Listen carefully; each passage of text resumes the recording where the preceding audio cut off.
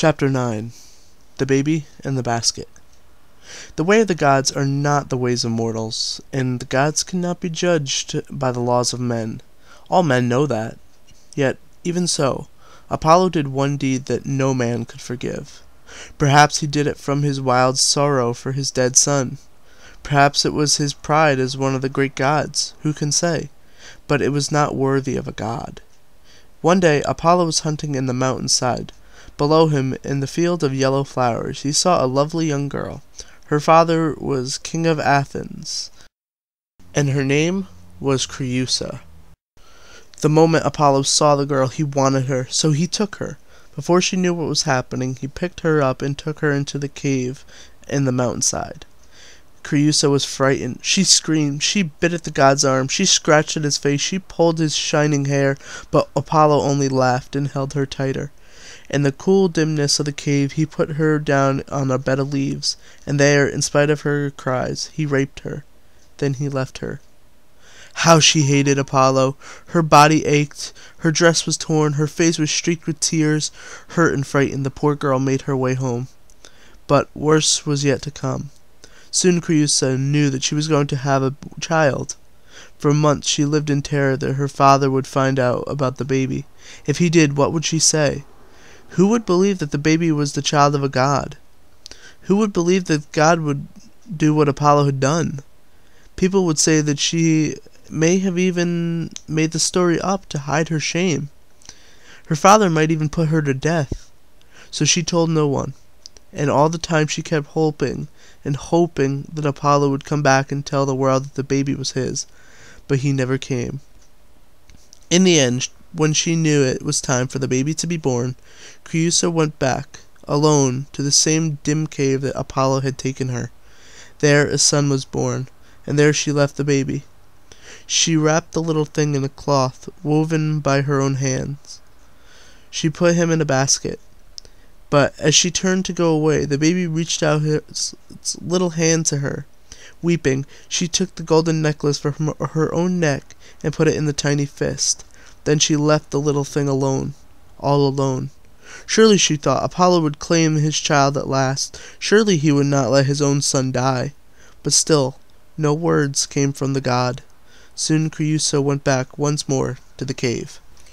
To her horror, the baby was gone. Even the basket was gone, and the cloth, and the necklace. She looked everywhere. There were no footprints but her own, so no one had been there. There was no blood, so no wild animals had torn the child. What had happened? Had the eagle taken the baby away, as food for its young? There was no way to know, and she wept for her lost child. But it was not an eagle.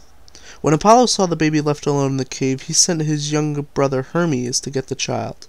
On winged feet, Hermes sped through the air. He picked the baby up, basket and all, and took it to the temple, the oracle of Delphi. There he left it on the steps of the temple, Apollo's temple, and there an old priestess found the baby and cared for him, like a mother. So the boy grew up in the temple as a servant of the god Apollo, his own father, although no one knew it. In time, Creusa was married. When her father died, she became queen of Athens. But she was not happy, for no children came to her and her husband. Finally, after many years, her husband asked her to go with him to the oracle. "We must ask Apollo for children, to rule Athens after we're gone," he said. "No!" cried Creusa. "Not Apollo!" "Why not?" her husband asked. But she could not tell him why, so at last she went with him.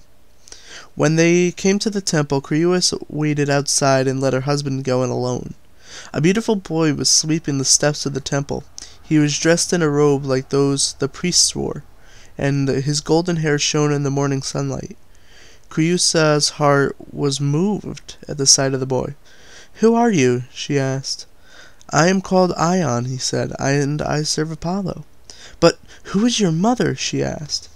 "I don't know," the boy said. "I was found on these steps when I was a baby. The priestess is the only mother I have ever known. This temple is my only home." "Poor boy, you have no mother, and I have no child." Tears of longing filled Creusa's eyes. Before she could say more, the doors of the temple opened and her husband came out.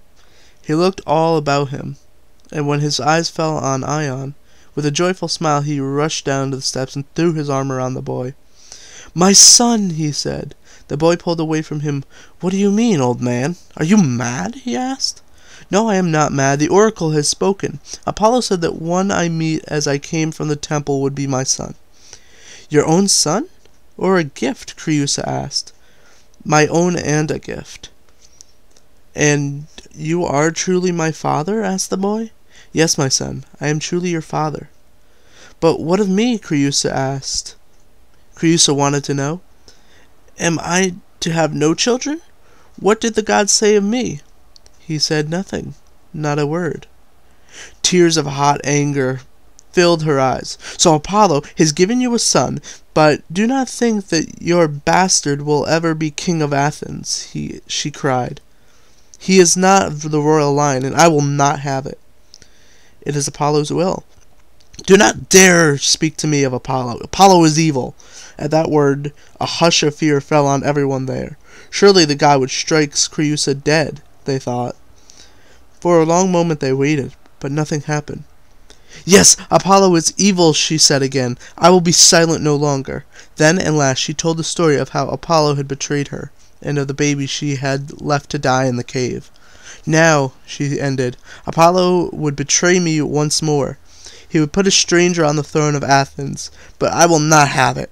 Suddenly, a knife flashed in her hands. She rushed at Ion, but the boy was quick. He caught her arm in his strong young hand, and the knife fell to the ground. "Murderer!" he shouted. At that moment the old priestess came to the door of the temple. "My children," she said, "put away your anger. You must be friends." Then she handed a little basket to Ion. "Here, my son. Apollo has told me to give you this. I have kept it hidden all these years since I first found you in it, here on these steps.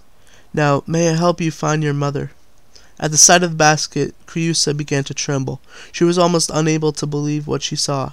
I am his mother," she whispered. "But you tried to kill me," said the boy. I did not know," she said. Her face was white. I did not know." Then, to show what she said was true, Creusa told what was in the basket.